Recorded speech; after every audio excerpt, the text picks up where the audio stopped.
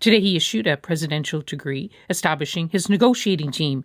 His presidential chief of staff, Andrei Yermak, heads the delegation, and it includes the foreign minister, the defense minister, and the deputy chief of presidential staff. For insight into its composition and mandate, we turn to the former Ukrainian Prime Minister Arseniy Yacenyuk. My president, he is negotiator-in-chief, and he appointed his lieutenants, his close circle, and this is the similar composition that we had in Saudi Arabia. So these folks actually have an experience talking to the U.S. delegation, and I believe that they can handle this. You mentioned Saudi Arabia. Those were the talks which went on for hours, much longer than expected, between a Ukrainian and a U.S. delegation in Jeddah. So is there a sense in Kyiv that the people that are at the table are doing a good job for Ukraine? We have to believe in our government, and we have to show our joint resolve and unity, even despite the fact that sometimes we are on the different side of the aisle. And as the political process starts, I mean, if the time is to come to have a fresh elections, we will definitely be on different sides of the aisle. But as of now, my gut feeling is that we are on the same page, and I strongly believe that my president will never surrender, will never capitulate, and the team that he has appointed is to follow his pace.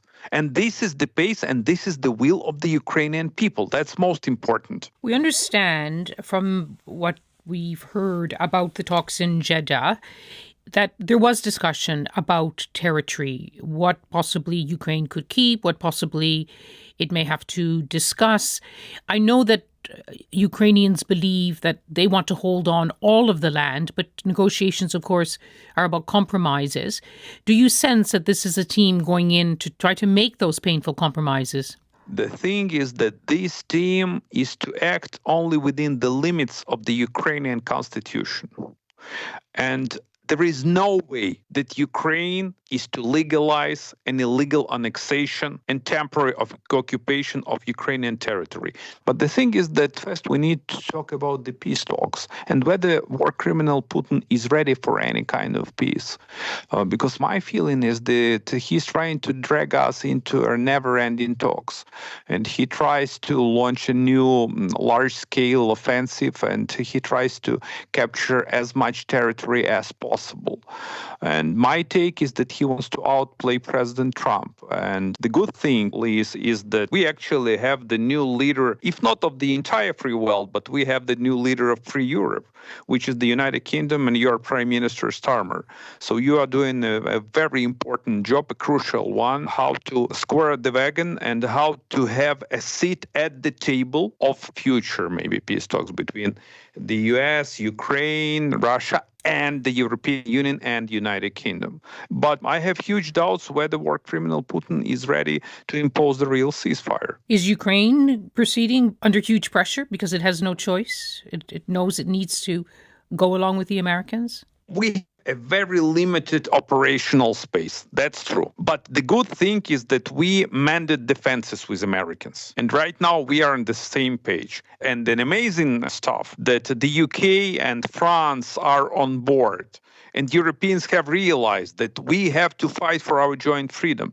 And they have to contribute. And they have to fight like hell for the future of Europe and for Ukraine's survival. Do you believe that President Trump has either carrots or sticks that they can push President Putin to go further than he wants to? There is no other option for Americans. But does he have the ability to do that? Ability and willingness? And willingness? It's up to the U.S. administration and it's up to President Trump. Because I still believe that the U.S. is the leader of the free world.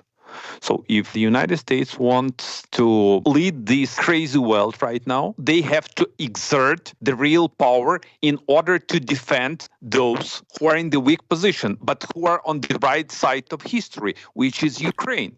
Because if Ukraine fails, it's going to have a disastrous consequences for the United States all over the world.